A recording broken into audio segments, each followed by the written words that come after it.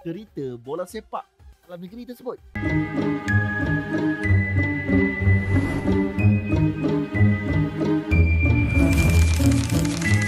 Assalamualaikum warahmatullahi wabarakatuh. Para tahu hadir di dalam live Angker Bayu Go. Para tahu semenjak dua benjak ni, para tahu macam sakit mata lah. Bila cakap sakit mata, nampak sangat macam Palatau ni jealous dan sebagainya.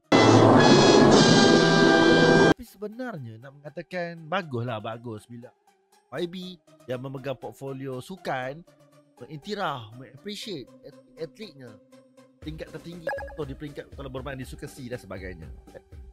Siap pergi tengok dan buat posting kan.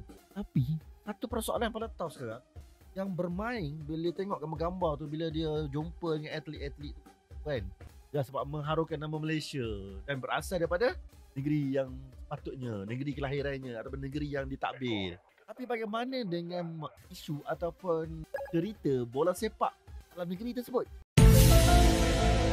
Ada pernah kau jenguk? No! Ada pernah kau bertanya khabar? No! Ada pernah kau nak membantu? No! Alah, ibarat seperti kau menyusahkan lagi ada. Yes! Parah ni. Oh, ke ada membantu ataupun menanya khabar ataupun memang tak nak ataupun tak boleh. Itu persoalan dia. Bila kita tengok, kadang-kadang bila kita tengok ada gambar-gambar yang keluar daripada di laman-laman sosial ataupun di laman-laman hijau dan sebagainya, ada duduk lepak dengan CEO, ada minum kopi dengan sekian-sekian, dengan board director dan sebagainya. Apa yang diperbincangkan? Ada langsung ke inisiatif untuk membantu pasukan bola sepak tersebut ataupun tahu masalah sebenar pasukan bola sepak ni. Tapi kalau aku bercakap dengan seorang kawan aku itu kan, perlu ke kan kerajaan negeri membantu ataupun kerajaan negeri ni menghulurkan bantuan untuk pasukan bola sepak? Dia kata perlu. Of course perlu.